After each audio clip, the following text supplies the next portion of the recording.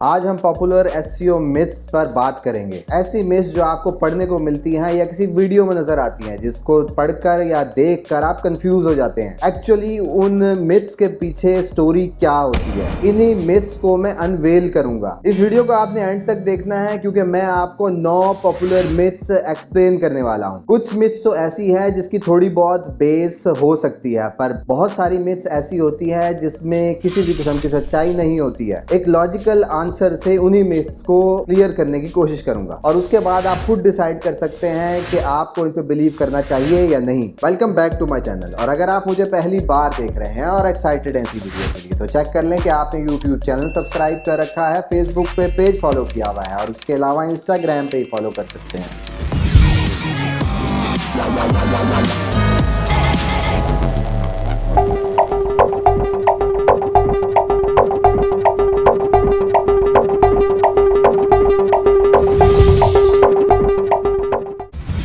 जी हाँ, मैं हूं Asbar, digital marketer, project consultant and commercial blogger. आज की वीडियो को स्टार्ट करने से पहले आप चेक कर ले कि आपने इस वीडियो को लाइक किया हुआ है, क्योंकि सिर्फ आपका एक क्लिक मेरी मोटिवेशन, मेरी अपकमिंग वीडियोस के लिए बूस्ट कर देता है। जैसे कि आपके इनबॉक्स मैसेजेस भी आते रहते हैं जिसमें आप इन्हीं मिथ्स के बारे में डिस्कस कर रहे होते हैं, जिसकी कोई बेस नहीं होती और आप मेरा पॉइंट ऑफ व्यू मांग रहे होते हैं उन मिथ्स के बारे में। तो आज मैं उसी को एक्सप्लोर करूंगा। तो चलते हैं सबसे पहली मिथ की तरफ, जो सबसे ज्यादा डेंजरस है कि एसईओ डेड हो चुकी है। इसकी एग्जांपल ऐसी ही है कि जब आपको सुनने को मिलता है कि बिटकॉइन डेड हो गया है, सोशल मीडिया की वर्थ खत्म हो गई है, पॉडकास्टिंग की वैल्यू खत्म हो गई है, तो इस तरह की या इससे रिलेटेड कोई भी इंफॉर्मेशन सिर्फ क्लिक बेटिंग कहलाती है। उनको चाहिए होता है अपने उस टाइटल और उस न्यूज पर हाइप क्रिएट करना और विजिटर को अपने पास लेकर आना। जो लोग ये टाइटल्स बनाते हैं सिर्फ और सिर्फ उनका मकसद क्लिक बेटिंग करना है। कुछ लोग इसको इस तरह से डिफाइन कर रहे होते हैं कि जब भी आप गूगल में सर्च करते हैं तो गूगल उस क्वेरी का ऑटोमेटिक आंसर दे रहा होता है। जिसकी एग्जांपल है कि जब आप क्रिकेट वर्ल्ड कप लिखते हैं तो वो फिर आपको सारा स्केड्यूल गूगल पे ही दिखा देता है, आपको वेबसाइट विजिट करने की जरूरत नहीं पड़ती है। इसके अलावा पाउंड्स टू किलोग्राम आप कन्वर्ट करना चाहते हैं तो ये भी आपको गूगल के सर्च इंजन पे ही शो हो रहा होता है। इसी तरह आप वर्ल्ड पॉपुलेशन सर्च करते हैं गूगल पे तो वहां पर बहुत सारे स्टैट्स आपको यहाँ पर दिखा रहा होता है। आपको किसी भी वेबसाइट पर विजिट करने की जरूरत नहीं पड़ती, उसको पढ़ने की जरूरत नहीं पड़ती और वही फिगर वो आपको गूगल पे दिखा रहा होता है। और सेम इसी तरह जब HRF में जब पाउंड्स टू किलोग्राम आपको सर्च करते हैं तो यहाँ पता लगता है कि 73% लोग इसको सर्च करते हैं और कोई भी एक्शन नहीं लेते हैं। और ये सर्चेज बगैर किसी क्लिक के खत्म हो जाती हैं और पेड क्लिक्स सिर्फ 1% ही है। अब अगर आप ये समझ रहे हैं कि कोई भी इंफॉर्मेशन आप ब्लॉग की शक्ल में देंगे और गूगल आपकी तमाम इंफॉर्मेशन गूगल सर्च रिजल्ट्स में दिखा देगा, तो ऐसा बिल्कुल भी नहीं हो सकता, क्योंकि अनलिमिटेड और इनडेफिनेट आंसर्स हैं जो कभी भी गूगल सर्च इंजन में शो नहीं करा सकता। उसके लिए जरूरत पड़ेगी किसी ना किसी आर्टिकल और ब्लॉग्स की। तो जब तक सर्च इंजन एग्जिस्ट करता है तब तक यूजर एग्जिस्ट करेगा और जब यूजर्स होंगे तो उनको हमेशा इंफॉर्मेशन चाहिए होगी जो कि उन्हीं ब्लॉग से ही मिल रही होगी। तो हर क्वेरी को एक्सप्लोर करने के 2 एंगल्स होते हैं, कोई पॉजिटिव एंगल भी हो सकता है, कोई नेगेटिव भी हो सकता है, पर जब तक सर्च इंजन बेस करता है और यूजर सर्च करते रहेंगे तब तक एसईओ नहीं खत्म होने वाली है। नंबर 2 पे आता है कि गूगल सिर्फ और सिर्फ फ्रेश कंटेंट को ही रैंक करता है। बिल्कुल ये बात सही है कि गूगल फ्रेश कंटेंट को ही रैंक करता है, पर गूगल पुराने कंटेंट को भी रैंक करता है। ये डिपेंड करता है, वेरी करता है content to content, query to query. इसकी एग्जांपल ऐसे ही है कि जब आप सर्च करते हैं ह्यूमन किडनी को तो आपको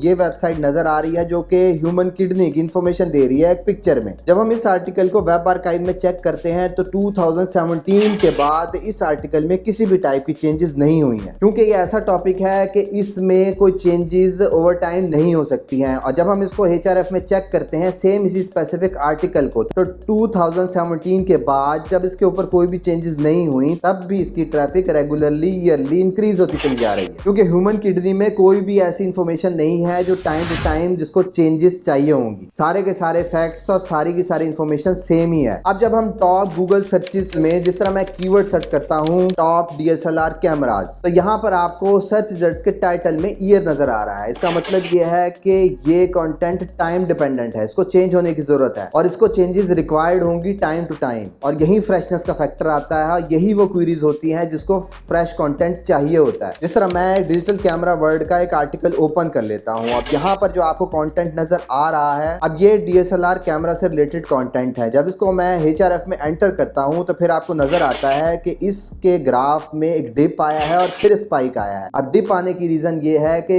इस डिप के बाद जब इसके कंटेंट को चेंज किया गया नई इंफॉर्मेशन नए फैक्ट्स के साथ, तो फिर इसका ग्राफ बूस्ट कर गया, क्योंकि वो कंटेंट पुराना हो चुका था उस टाइम के लिहाज से। इसलिए जब उसको अपडेट करने की जरूरत आई और जब अपडेट किया गया तो फिर उसके स्पाइक ने ये बताया कि जैसे ही उसके ऊपर कंटेंट अपडेट हुआ उसकी सर्च इंजन में रैंकिंग इंप्रूव हुई तो अल्टीमेटली ट्रैफिक इंप्रूव हो गई। अब सवाल ये पैदा होता है कि कौन सा ऐसा कंटेंट है जिनको अपडेट करने की जरूरत होती है। उसकी सिंपल सी और आसान सी निशानियां तो ये है, जिस तरह मैंने आपको टॉप 10 DSLR की एग्जांपल दी, सेम इसी तरह जब भी आप क्वेरी को सर्च करते हैं गूगल में तो आपने ये देखना है क्या उसमें कोई मंथ या ईयर मेंशन हो रहा है या नहीं। अगर उसमें मंथ और ईयर मेंशन होगा इसका मतलब है कि इन टाइम के अकॉर्डिंगली आपके कंटेंट को भी चेंज होने की जरूरत है। और ये सिर्फ एक टेक्निक है इस चीज को जज करने के लिए कि आपके कंटेंट को फ्रेश होना जरूरी है। तो इस सारी स्टोरी के बाद मॉरल ये है कि सिर्फ कंटेंट का फ्रेश होना जरूरी नहीं होता और सिर्फ फ्रेश कंटेंट ही रैंक नहीं होता। ये query to query, topic to topic और नीड टू नीड वेरी करता रहता है। थर्ड पे आता है कि डुप्लीकेट कंटेंट आपकी वेबसाइट को पेनलाइज कर सकता है गूगल सर्च इंजन में। और डुप्लीकेट कंटेंट की सिंपल सी डेफिनेशन तो ये है कि एक ही कंटेंट मल्टीपल URL में आपके सेम ब्लॉग पर अवेलेबल होता है, पर इसको मेजर करना इम्पॉसिबल है क्योंकि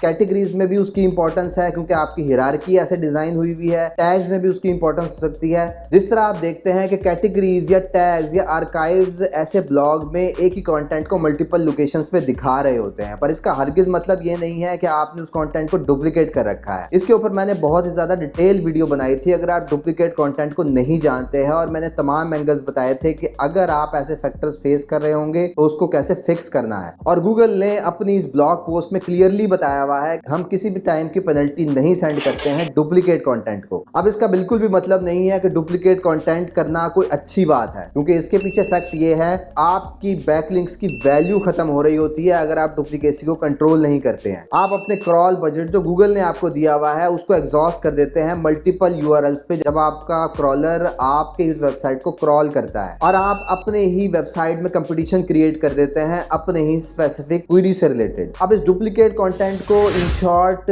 चेक करने का तरीका यह है कि आप किसी भी ऑडिट टूल में डालें, जिस तरह HRF भी ऑडिट सर्विस प्रोवाइड करता है। इसमें आप अपनी वेबसाइट एंटर करेंगे और जब आपका ऑडिट कंप्लीट हो जाएगा तो स्पेसिफिक इन्होंने सेगमेंट दिया हुआ है डुप्लीकेट कंटेंट का, उसके अंदर ऑरेंज एरिया जितना भी आपको नजर आएगा उसको आपने फिक्स करना होगा। नंबर 4th मिथ है कि आपने सिंपली एक ब्लॉग क्रिएट करना है, उसका SEO करना है और लाइफ लॉन्ग वही कंटेंट चलता रहेगा। जी हाँ, इस बात में किसी हद तक सच्चाई है कि आप एक बार SEO कर लेते हैं फिर आपको लॉन्ग टर्म बेनिफिट मिलते रहते हैं, पर इसकी एग्जांपल ऐसी है कि एक पौधे से एक दरख्त बनाने तक जितनी भी एक्टिविटी आपने उसमें करनी है वो थोड़ी थोड़ी चाहिए और कंसिस्टेंटली चाहिए, और जब वो बड़ा हो रहा होता है तो तब भी आपको उसको मेंटेन करना पड़ता है ताकि आप उससे लॉन्ग टर्म बेनिफिट ले सके। आपको काम तो उसके ऊपर करना है किसी पोजीशन तक लेके जाने के लिए, पर आपको ये बात याद रखनी होती है कि आपके कंपेटिटर भी सेम वेबसाइट पे काम कर रहे होते हैं और वो भी आपकी तरह सेम उसी तरह एफर्ट कर रहे होते हैं, और जब आप अपनी एफर्ट रोकेंगे तो फिर वो आपसे आगे निकल जाएंगे। आप ये जरूर कह सकते हैं कि शुरू में ज्यादा एफर्ट रिक्वायर्ड होगी, बाद में कम रिक्वायर्ड होगी, पर ऐसा बिल्कुल भी नहीं है कि सिर्फ आपने काम करके छोड़ देना है और आपकी सारी जिंदगी वो आपको पैसे कमा के देती रहेगी, और फिर आप देखेंगे कि आपका ग्राफ आहिस्ता आहिस्ता डाउन होता हुआ 0 पे चला जाता है। 5वीं मिथ ये है कि सोशल मीडिया